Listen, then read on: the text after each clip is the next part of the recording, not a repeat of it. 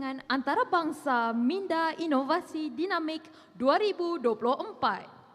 Kami mengalu-alukan kedatangan para hadirin ke Seminar Penyelidikan Pendidikan Antarabangsa iMind SPA. Tema iMind pada tahun ini adalah membangunkan minda madani dan karakter melalui pendidikan. Bagi pihak jawatankuasa penganjur, kami mengucapkan setinggi-tinggi tahniah kepada semua peserta yang telah berjaya ke peringkat akhir ini. Di kesempatan ini, pihak majlis turut merakamkan setinggi-tinggi penghargaan kepada IPGM Kampus Pendidikan Islam atas kerjasama dalam menganjurkan iMind SPPA ini. Kalau pergi ke Tanjung Keramat, anak manis jangan diangkat. Bersama kita memohon rahmat, moga majlis mendapat berkat. Hadirin Dewan, sebelum program ini bermula, marilah kita bersama-sama melafazkan Ummul Kitab Al-Fatihah.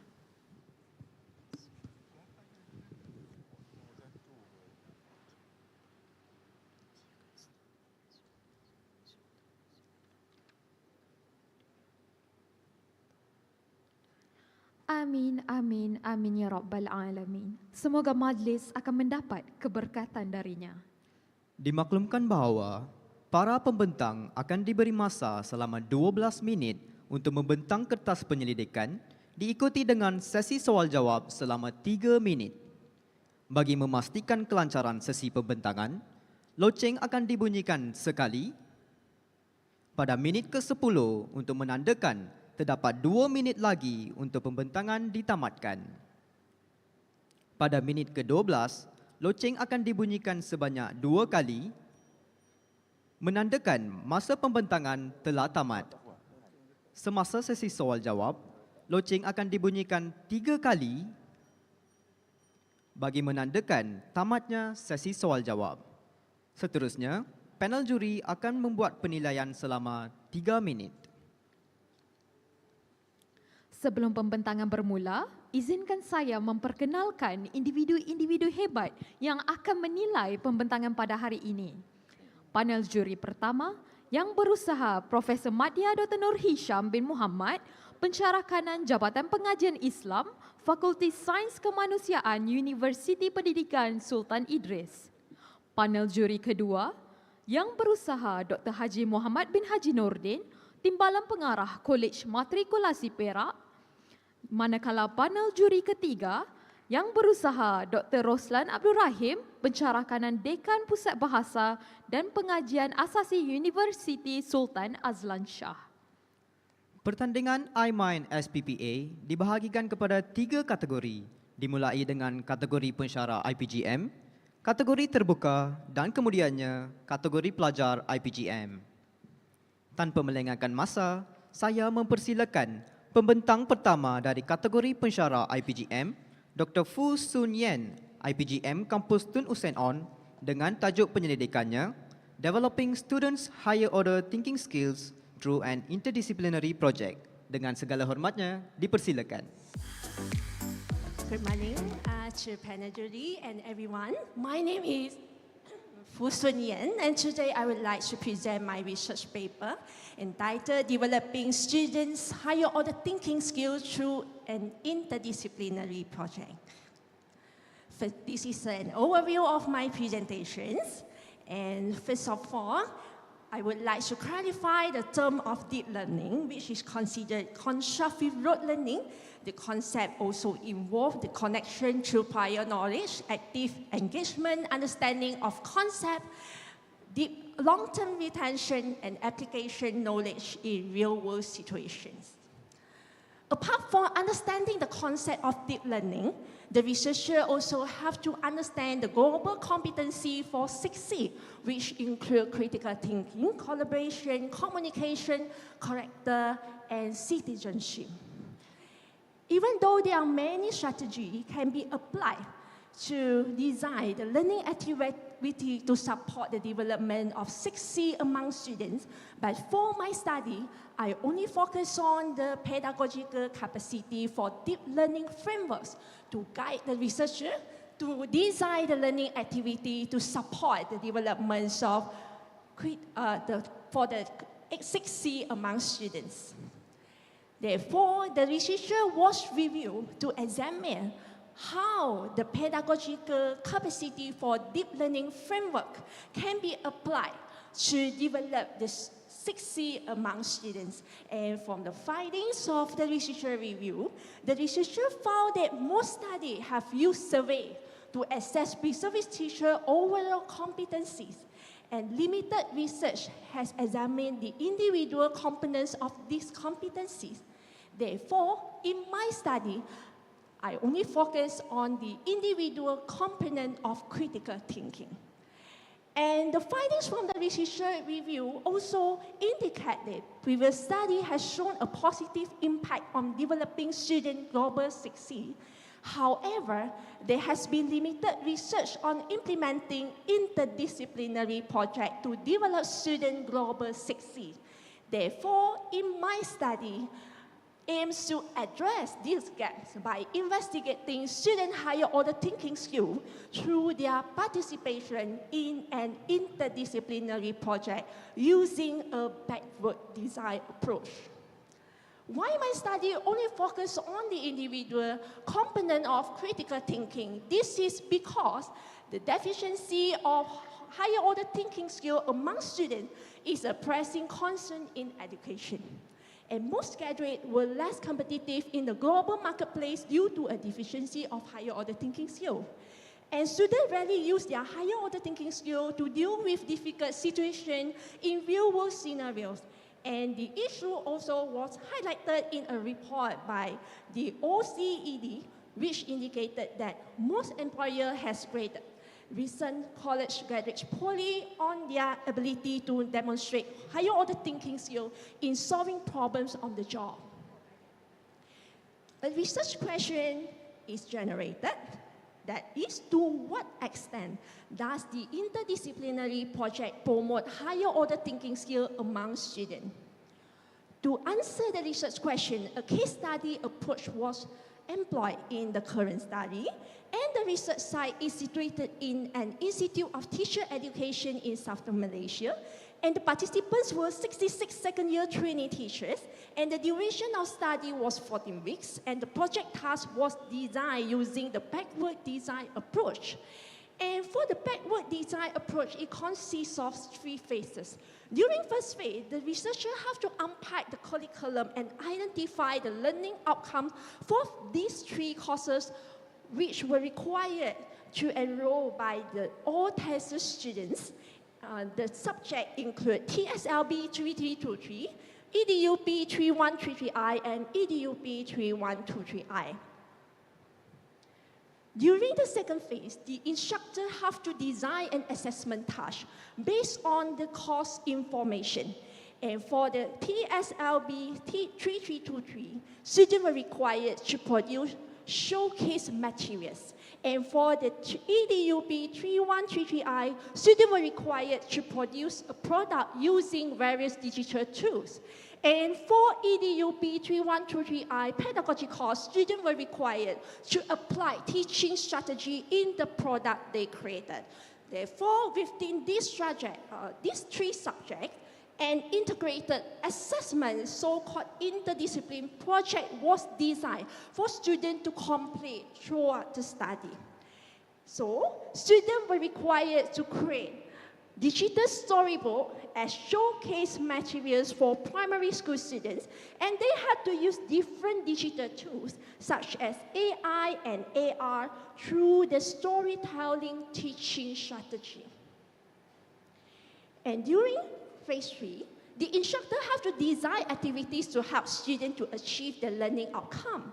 And during week 1 and 2, the researcher have to design the interdisciplinary project for students. And during week 3, the instructor had to carry out the briefing session to explain the project work to all participants. And during week 4 and 5, students have to form groups to discuss the problem statement. And during this process, encourage collaboration. And during week 6 and 7, students have to brainstorm storyline, and this process actually stimulates their critical thinking. And during week 6 and 12, students have to create the digital storybooks by integrating AI and AR tools. And this activity actually stimulates student critical thinking, their creativity, as well as encourage collaboration. And during week 13, students have to improve their work based on the instructor feedback. And from this activity, they have to show a perform responsibility and commitment to finalize the product. And during week 14, students were required to promote their digital storybook to primary school teachers, pupils, and parents. And during this activity, students have to promote their product to benefit the community. And in terms of the data collection, the data was collected based on project score on digital storybook, and a scoring rubric was created. And the criteria of scoring rubric was based on the highest level thinking of Bloom taxonomy, which include applying, analyzing, evaluating, as well as grading. And in terms of the data analysis, this study involved 2 instructors to evaluate the project, and a calibration session was carried out to make sure all discrepancy among the lecturers were discussed until 100% agreement achieved.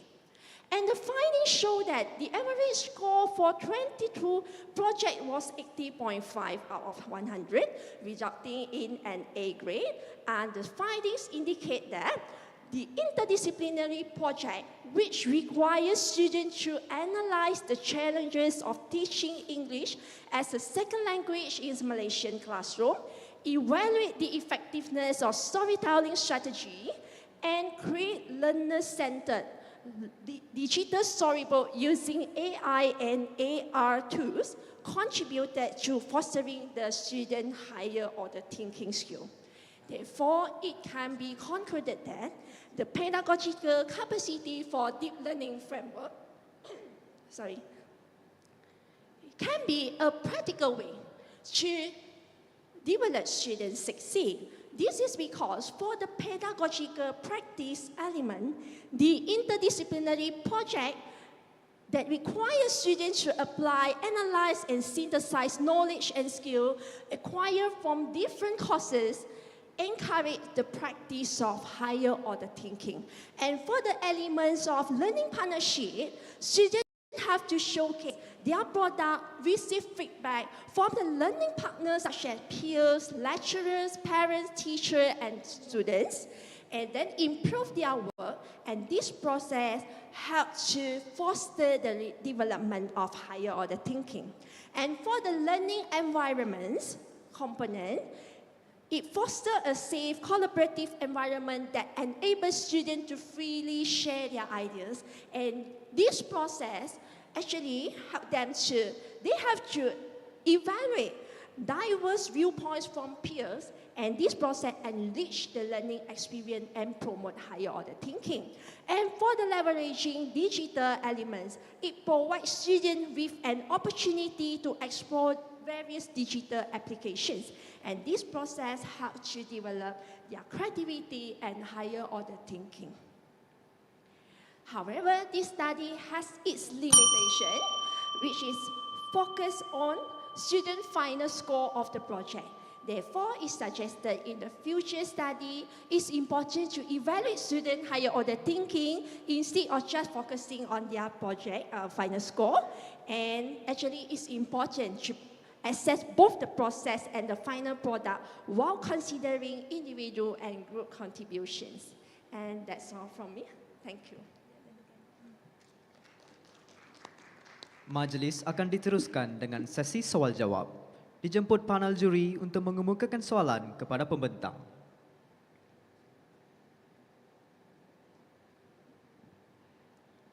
Okay, congratulations Dr. Fu Sun Yen about what you have presented. My question is, why did you only choose EDUP? I think EDUP 3133 and EDUP 3123 to to be the interdisciplinary in this research? Okay, first of all, because I was the instructor for 3133I, I was the instructor for the course 3133I. And then the second thing is because of 3123I, the pedagogy course is a very important course students have to learn how to apply different teaching strategy, to design their learning activities. This is why I consider, because I want students to show how they're able to apply the teaching strategy they learn in the project they create. And in addition, these three courses were compulsory, enrolled by all students during that semester. Okay, thank you. Terima kasih kepada panel juri dan pembentang. Baiklah, sekarang kita akan memberi masa selama 3 minit kepada para juri untuk menilai dan mencatatkan markah bagi pembentangan sebentar tadi.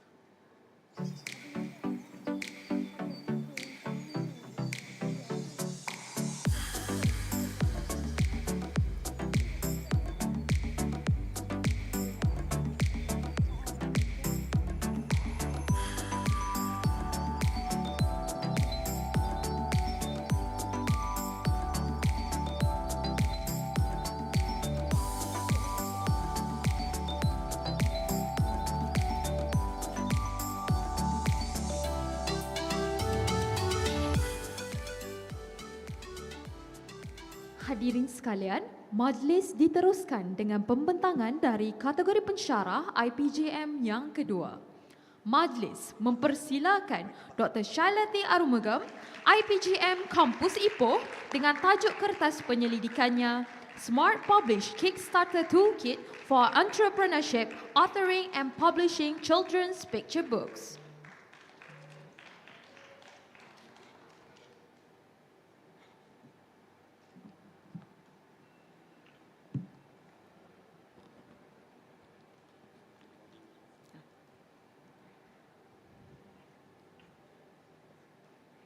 Good morning to the honorable judges, esteemed guests, and enthusiastic audience.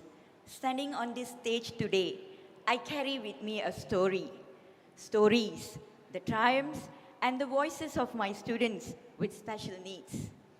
It's not just about participating in a competition, but it is a platform for me to showcase the incredible potential of students with special needs, my students with special needs. I am Dr. Shailati Arumugam from the Institute of Teacher Education, Campus Ipoh, and I was a special education teacher. Dear audience, it all began during the post-COVID, when I introduced some art activities in my classroom. Initially, it was just for a competition purpose. Take a look at the poster which I have displayed. Each one of it are masterpieces created by students with autism, ADHD, ADD, and some of them were also intellectually disabled. These students, in reality, faced a lot of challenges, such as limited speech, or even being non-verbal, a lot of sensorial issues, and also challenging behaviors. Yet, they have created these visually stunning pieces of art. We always, teachers, we always submit their artwork for competitions. Sometimes they win, sometimes they don't. Then one day, I begin to wonder, is winning the only measuring of success? How else can we nurture and showcase their talent beyond the classroom? These masterpieces are not just posters, they are also illustrations. But as talented as they are, I couldn't help but to wonder again, what's next for them after school? Where would this creativity go? Would it remain confined to the margin of their notebooks? Or could it become even more greater? The sad truth is that many students with special needs, especially the ones who are coming from the low functioning categories, they brim with potential, often find themselves trapped, left out in the workforce, left out for opportunities, and left with very few paths forward after they graduate from secondary school. We begin by uncovering our students' hidden potential in art and illustration in particular, and guiding them towards entrepreneurship. This video, which you're about to see, showcases their remarkable transformation. Enjoy watching.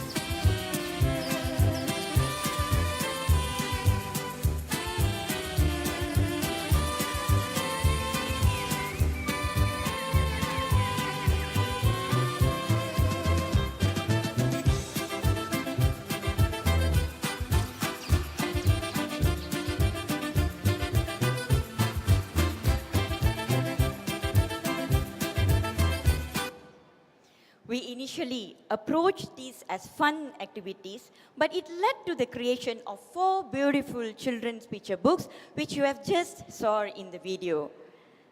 Many students with special needs, especially those in lower functioning categories, face challenges in securing full-time employment after completing their secondary education.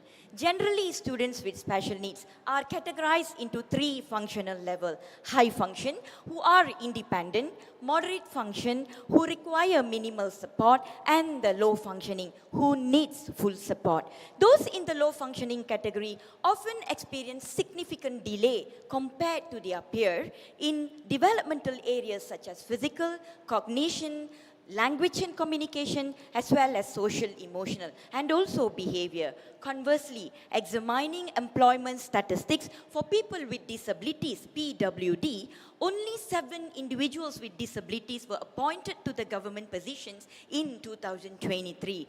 What might be the reason for this? Research shows that the lack of an inclusive working environment is one of the main reasons. Employers are often clueless and unaware of how to integrate individuals with special needs into their workforce, and the students themselves may lack the vocational training necessary to thrive in such environments. As a result, many young adults with special needs end up stranded at home without employment opportunities as they have not developed sufficient employability skills, especially the ones who are coming from the low functioning categories. While I was in school before, I encountered heartfelt concerns from parents who worry about the future of their children with special needs, wondering what opportunities await them after completing the secondary education, especially when full-time employment feels out of reach. Their fears and hopes resonate deeply with me. I have also come to realize that many students, regardless of their diagnosis or functional level, have the potential to make significant contribution in the nation building. However, they often encounter barriers when transitioning from school to employment or even entrepreneurial ventures. What began as a fun activity has evolved into a journey of learning about authoring, illustrating, and publishing. This raises an important question for me. If I were to transfer out from the school that I was working, or I change job, who would continue this initiative? Could I create a printed guidance to support this? This manual may serve as a guidance for teachers who would want to teach or venture into this initiative. These reflections inspired me to embark on the journey of research that I'm presenting to you today, the Smart Publish Kickstarter Toolkit for special education teachers to teach authoring, illustrating, and publishing children's picture books to students with special needs. And in the year of 2022, this research also received a grant from National Child Development Research Center, University Pendidikan Sultan Idris. This study employed a DDR approach to develop the Smart Publish Kickstarter Toolkit.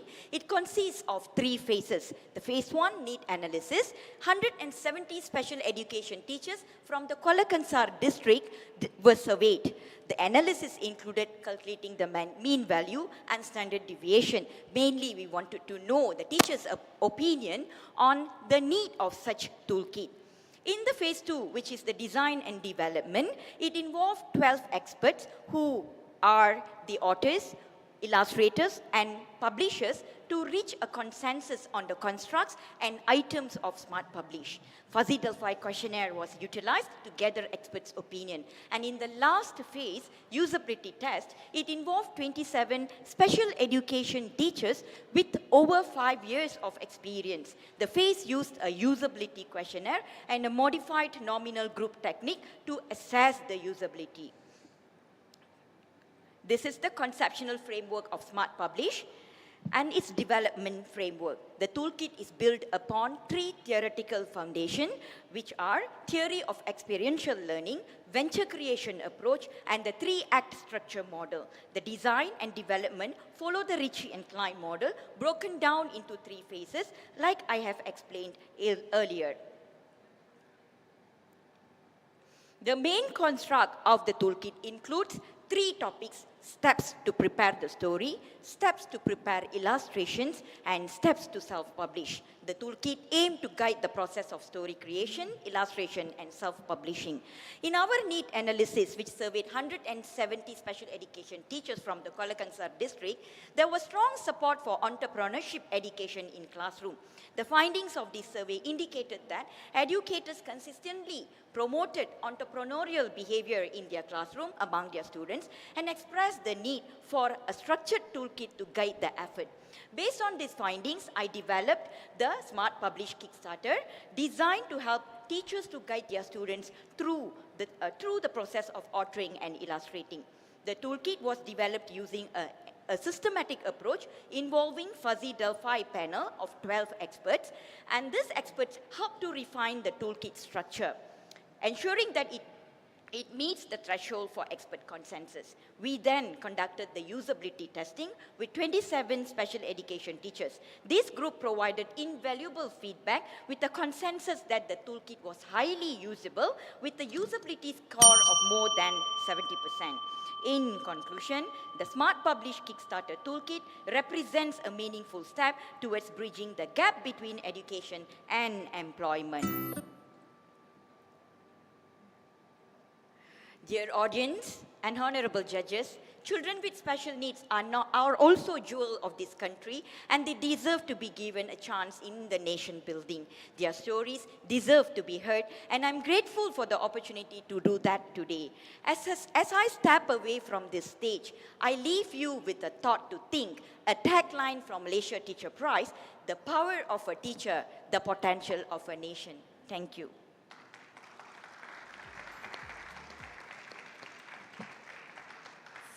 Sesi soal jawab dijemput panel juri untuk mengemukakan soalan. Alright. Thank you, Dr. Shelati Aramugam, for the very good presentation. This is what is happening right now. Some of the student with the student with special needs. The special needs, yeah. We have been marginalized before Malaysia. Before this, we are quite left behind. But I think you started it very well. In terms of curriculum in Malaysia, how do you find this can be included in the curriculum for the special needs student in Malaysia?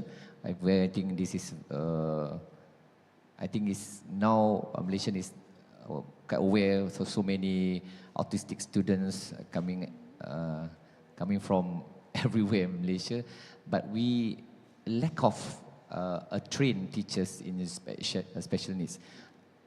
As I think you're a lecturer in IPG Ipoh, right? Yes. How you can give this your research to the Malaysian curriculum, especially for the special needs students? Thank you for the question, Doctor. Actually, in our curriculum, especially the special education curriculum, students who are in the secondary school, and also for the low functioning categories, we have vocational, we have curriculum kemahiran. Okay, we teach quite a number of kemahiran subjects for students with special needs. Now, in the kemahiran subjects for students with special needs, we have a very good step floor on how to empower the students on the kemahiran. But there is a very small gap whereby the entrepreneurship elements were not really highlighted. It is sort of like integrated but hidden. It is there, I'm not saying it's not there, but it's hidden, right? So that's where I found the gap. And actually, authoring and publishing children's picture book is one of the entrepreneurship activity from the entrepreneurship pedagogy which I introduced back then. We had several activities. So what I did and my colleagues did was, we actually highlighted the the importance of entrepreneurship in all the kemahiran subjects that we taught in our school. Thank you. Thank you very much, Dr. Shilate. You did mention in your presentation of how the teachers reacted to your smart kid.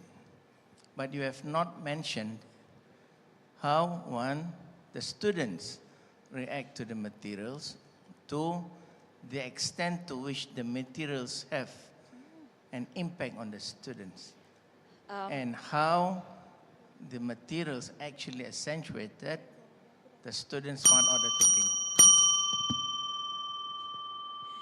I would answer shortly. It actually, as I mentioned, started as a fun activity in my school, and we had 7 students who worked along with us on publishing the books. Aside from the toolkit that I produced, I gave, there's also 2 books which I've also given to the judges. Now, that's when I thought, why I need to keep the knowledge with me. Let's do a toolkit to spread it to all the other special education program schools so that teachers. So I would not really, I'm not able to really give you a data to what extent the teachers have produced, because this is still a new research. We have done up to the usability test. We are yet to do the evaluation, whereby we would like to continue the research to get the teachers' feedback on the effectiveness of the toolkit, which means that how many students they are able to transform as illustrators or authors or publishers to the toolkit. Probably in the next future stage, I would be able to produce the data. Thank you, Doctor. Terima kasih di atas pembentangan sebentar tadi.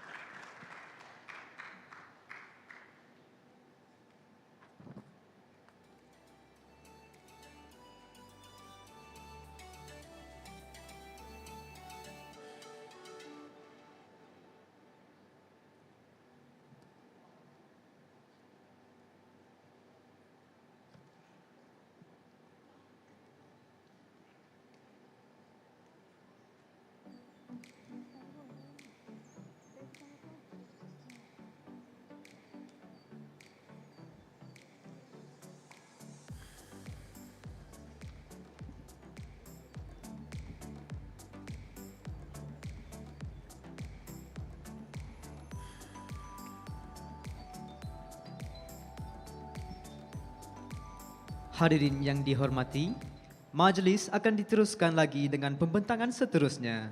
Dengan ini, majlis menjemput Dr. Mat Saleh bin Muhammad Zain, IPGM Kampus Pulau Pinang dengan tajuk kertas penyelidikannya, Kesan Mod Dorongan terhadap Tahap Pemikiran Kritis Pelajar Berbeza Gaya Pembelajaran dalam Perbincangan dalam Talian. Dengan segala hormatnya, dipersilakan.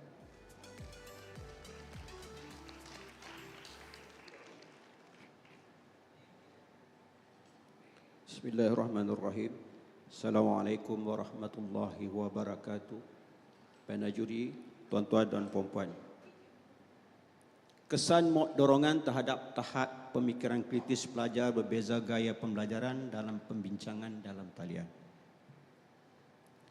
Perbincangan atas talian merupakan satu medium yang sangat berkesan, di mana medium ini menjadi kesukaan dan semakin diminati oleh instruktor, guru atau pensyarah kerana pedagogi yang lebih fleksibel.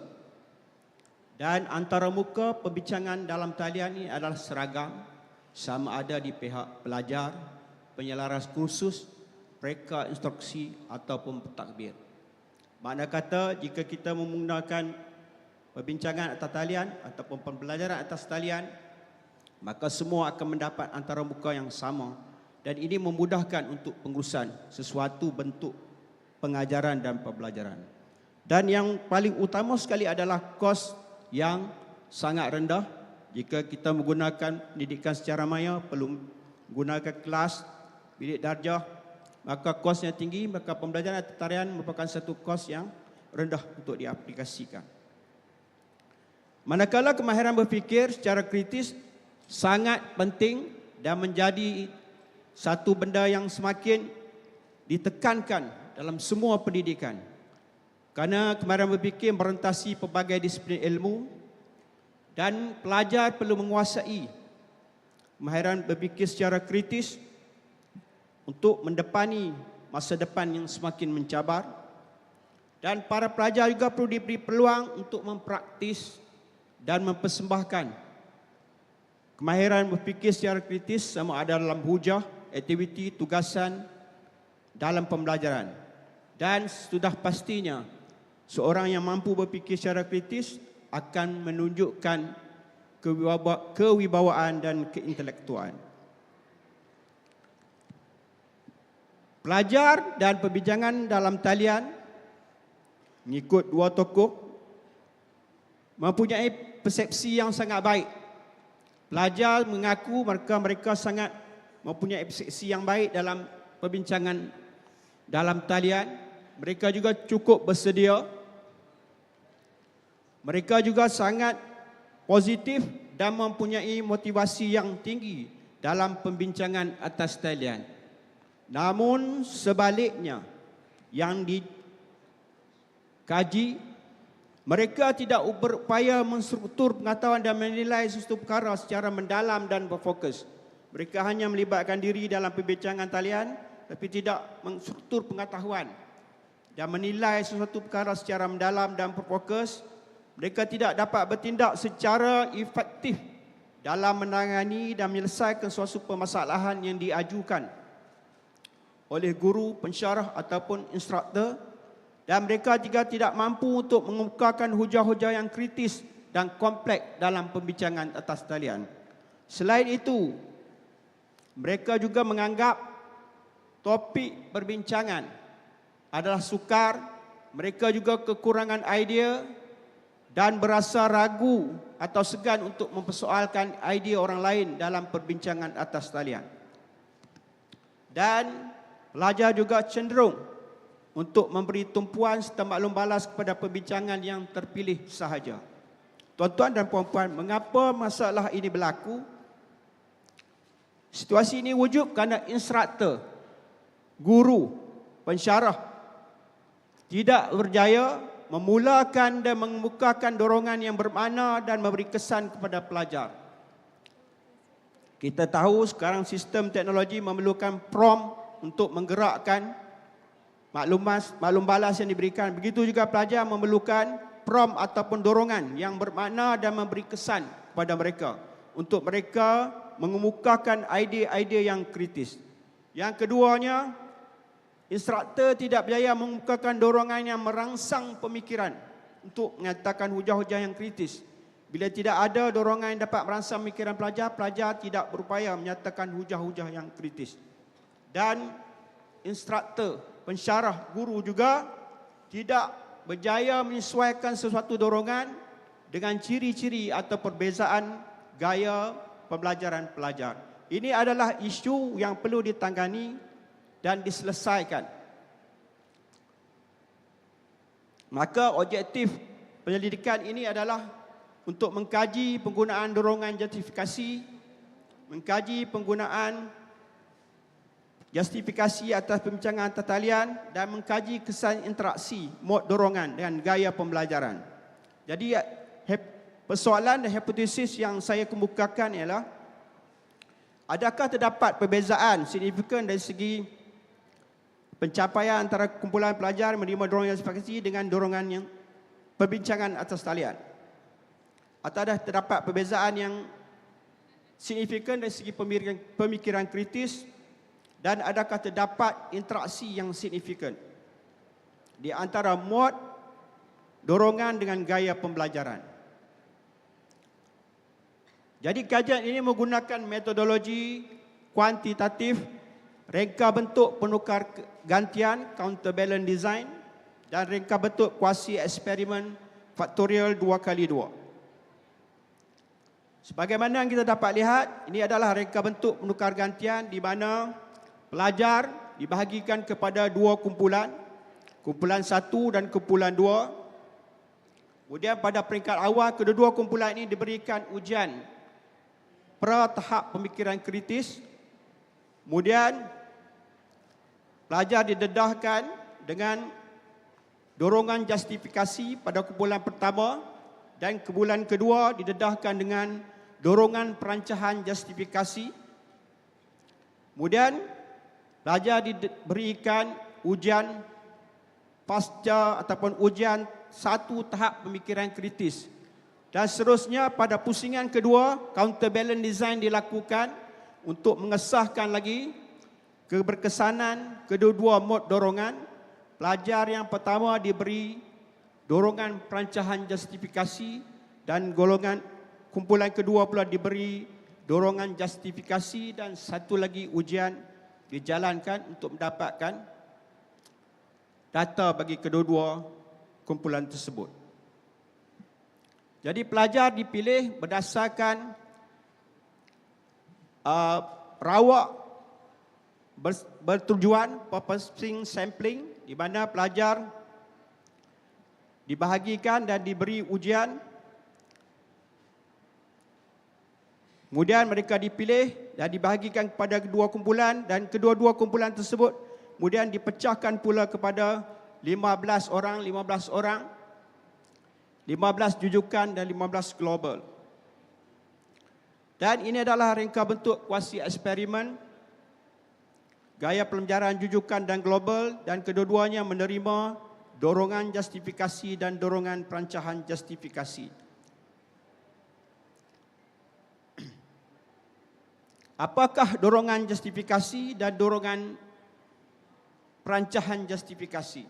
Dorongan justifikasi merupakan dorongan atau peringatan berbentuk persoalan. Kedua-duanya berbentuk persoalan. Cuma di dorongan justifikasi adalah bersifat umum tentang sesuatu isi atau perkara dan memerlukan maklum balas yang lebih luas dan tidak memberikan skop atau fokus jawapan. Manakala dorongan perancahan justifikasi adalah secara terperinci tentang sesuatu isu atau perkara, memerlukan maklum balas yang lebih terperinci dan memberikan skop atau fokus jawapan. Skop tersebut boleh terdiri daripada 2, 3 atau 4 dan tidak melebihi 5 skop jawapan. Ini adalah contoh dorongan justifikasi. Pembelajaran elektronik ialah pembelajaran yang mengikut kehendak dan keperluan pelajar dalam bentuk arahan kendiri, bincangkan. Maka dorongan ini adalah lebih bersifat umum dan luas, manakala dorongan perancahan justifikasi, salah satu ciri pembelajaran elektronik ialah mengikut kehendak dan keperluan pelajar dalam bentuk arahan kendiri, sama ada penentuan cara, masa, tumpuan dan kemahiran yang ingin dikuasai, bincangkan. Maka dorongan justifikasi ini terdapat 4 skop ataupun fokus jawapan yang dicadangkan oleh instruktur, iaitu penentuan cara, masa, tumpuan dan kemahiran. Ini adalah bentuk dorongan yang akan diberikan di dalam perbincangan atas talian. Instrumen yang digunakan adalah ujian pra-kemahiran kritis, ujian 1 pemikiran kritis, ujian pemikiran kritis. Dan hipotesisnya di PJ menunjukkan keputusan yang lebih baik. Pelajar global menunjukkan tahap pemikiran yang lebih tinggi berbanding pelajar jujukan dan terdapat interaksi di antara mod dorongan dan gaya pembelajaran. Daripada dapatan ini menunjukkan bahawa DPJ lebih baik berbanding DJ ataupun DPJ walaupun terperinci dan mempunyai skop panjang menggalakkan pelajar untuk berfikir secara lebih baik. Manakala DJ adalah sukar mencabar pemikiran pelajar, tingkah laku, pelajar perlu membuat persediaan yang rapi, tidak membuat sebarang penambahan, tidak menangani dan menerka suatu konflik yang diberikan. Dan mereka memerlukan masa yang banyak untuk memikirkan dorongan yang begitu meluas. Perbincangan instruktur perlu mengambil kira skop pembelajaran yang lebih luas dan konteks pembelajaran yang berbeza, gaya pembelajaran pelajar terutama yang melibatkan diri pemikiran, menggabungkan pelajar yang berbeza gaya pembelajaran dalam kumpulan pembelajaran. So cadangan kajian lanjutan adalah kajian ini menggunakan kaedah kualitatif.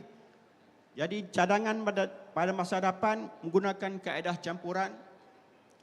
Dan pengkaji juga boleh mengkaji aspek pencapaian tahap penglihatan kritis dari segi mikro dan makro, dan pun boleh ubah moderator yang lain melibatkan tahap pembelajaran pengaturan kendiri.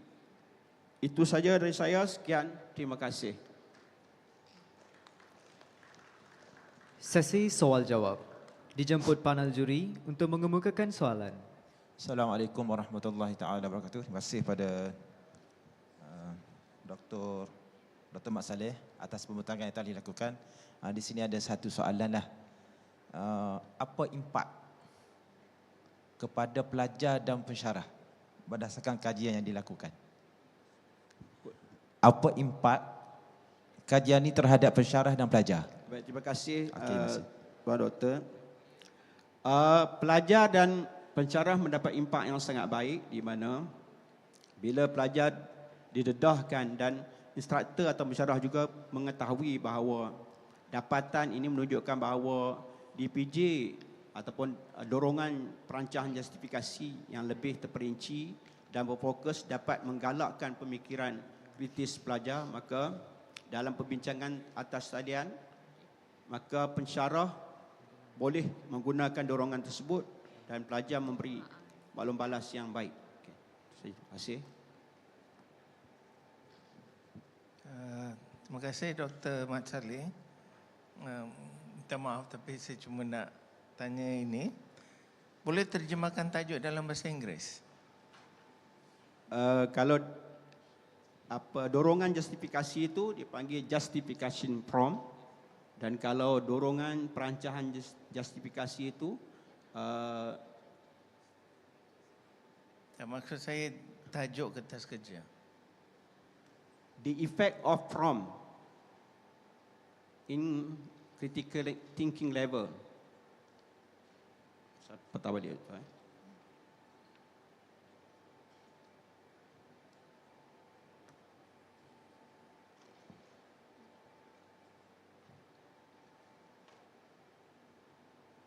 The effect of prompt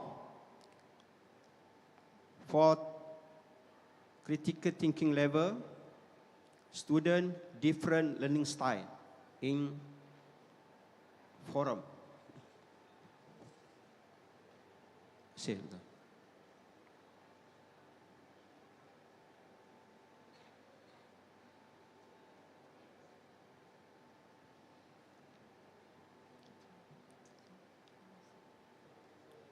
Terima kasih di atas pembentangan sebentar tadi.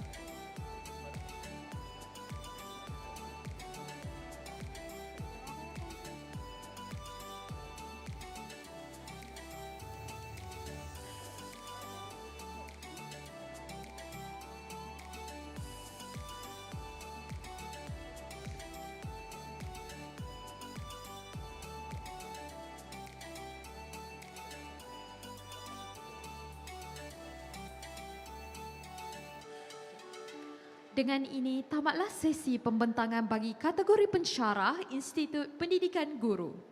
Majlis akan diteruskan lagi dengan pembentangan dari kategori terbuka.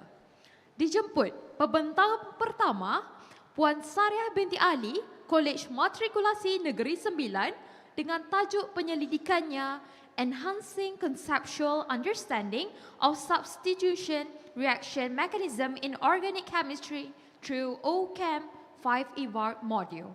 Dipersilakan. Okay, Assalamualaikum and good day to honorable judges, outstanding judges, and ladies and gentlemen.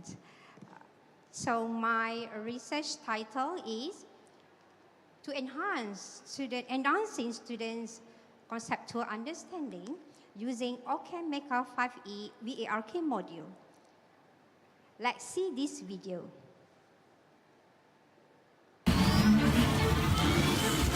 Teachers play an important role in ensuring students can understand the complex mechanism in organic chemistry.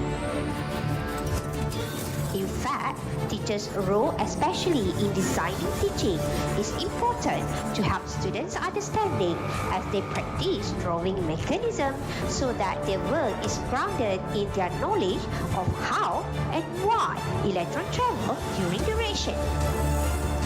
There are several effective methods that could be used to teach students how to employ mechanical errors.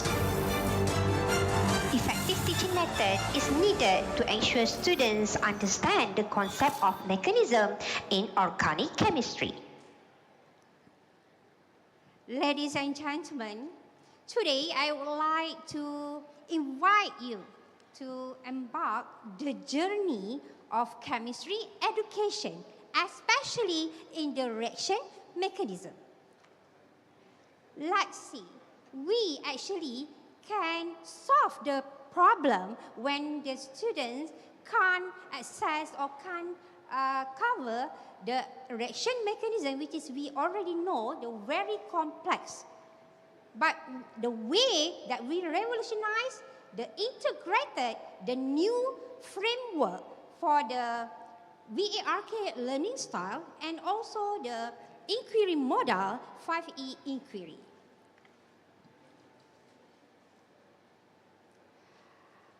If we can see the introduction, mastery of the mechanism is critical for the grasping fundamental concept and predicting reaction. By Sppa and Dudu, Osborne, Shapley, and also the others researchers. Understanding the detailed process of reaction mechanism is crucial to determine the products of the chemical reaction. The key word is, if you want to master in organic chemistry, so the student should master in the reaction mechanism.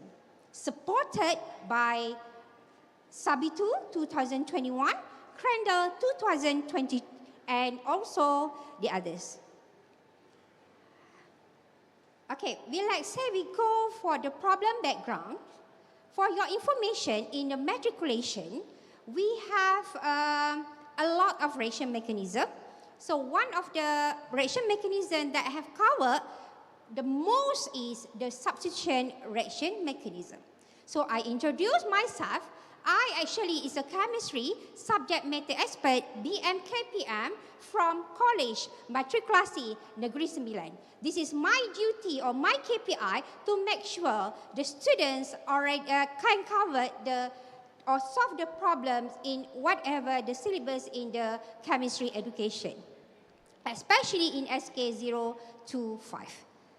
So if we can see, if I highlight the grade 1, which is in alkane, free radical substitution reaction, in arene, electrophilic substitution reaction, and also in the alkyl halide, which is unimolecular nucleophilic substitution reaction. So this is actually exclusive for this seminar, which is I already covered 3 types of substitution, and I study all for the learning outcomes to make it is conclusion, make it mastering all the mechanism here.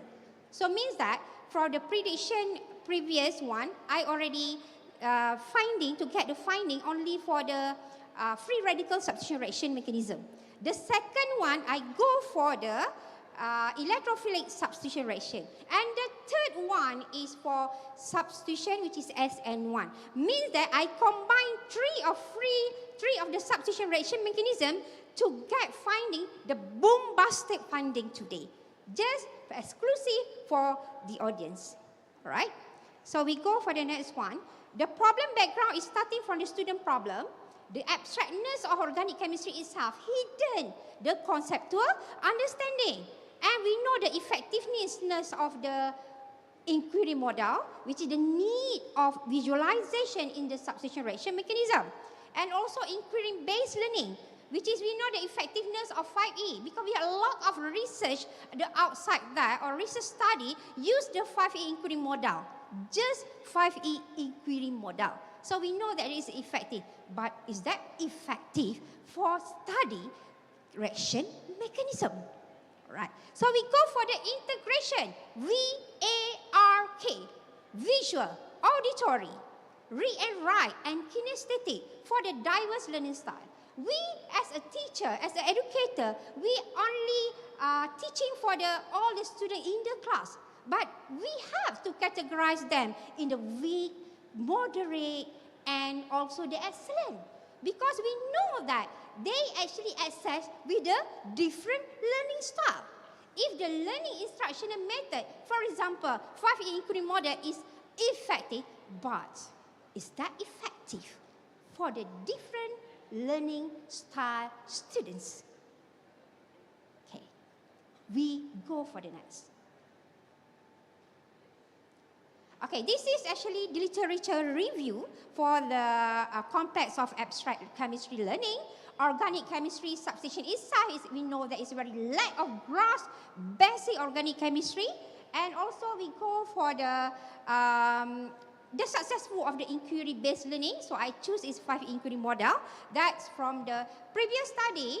The 5 inquiry model just referring to the physical chemistry, but not exclusive or inclusive the reaction mechanism in organic chemistry. So that's a limitation from the others research. Now we'll find out in this finding.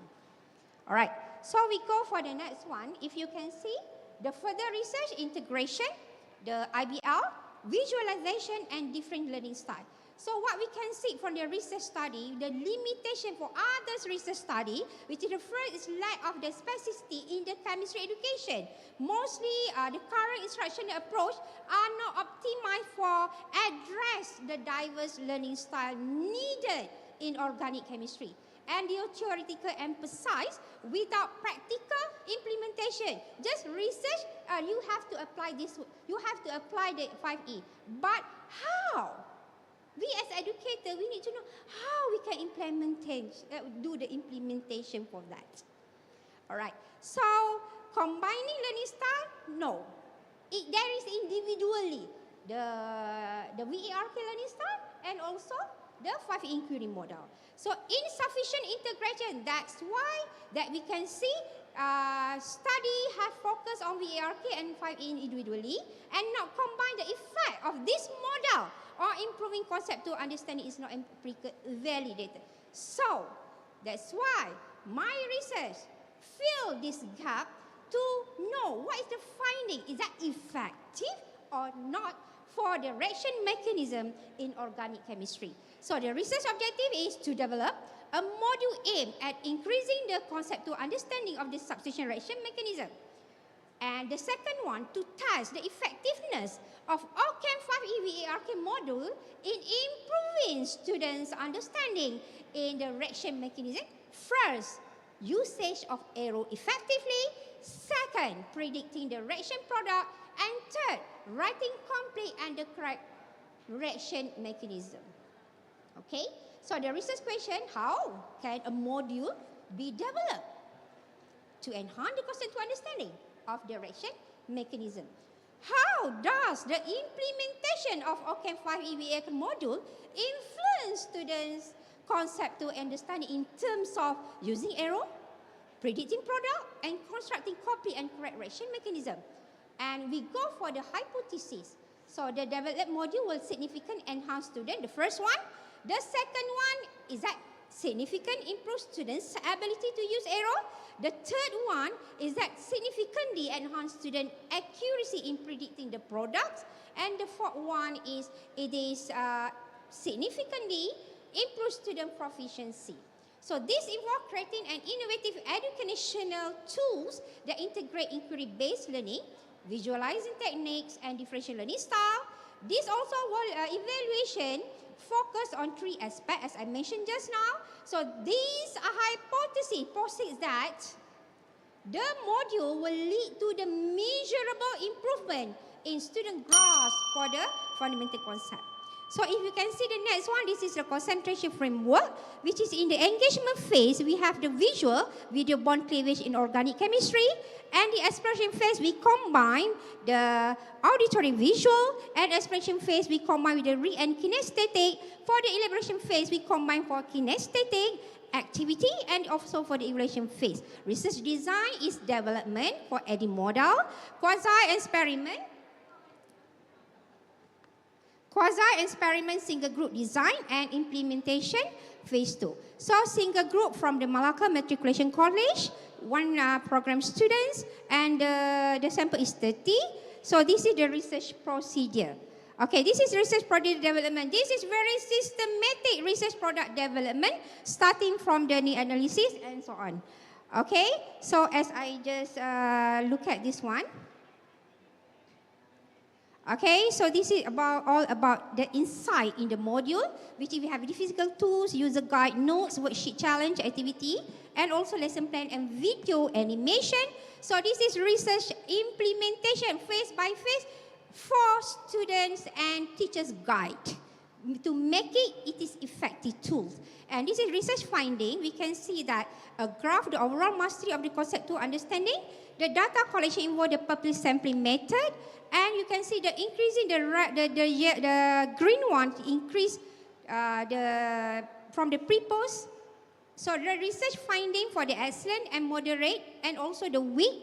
So you can see the graph there. The green one is for the post-test, the sharply increase. All right, the bar chart illustrates the impact. So we can see the research finding for the mean percentage, 31.30. For the significant difference is 19.942 for the pre, and go to 97.67. And this is research finding, and also this is actually combined with the finding for the support for the qualitative. And this is discussion. So the hypothesis 1, hypothesis 2, hypothesis 3, hypothesis 4 are accepted. Okay, so this is, you can see the QR code, so you can scan if you want to see the video of implementation, and also the recognition and the copyright, and also the references. And thank you. This is all the experts for this module. Hadir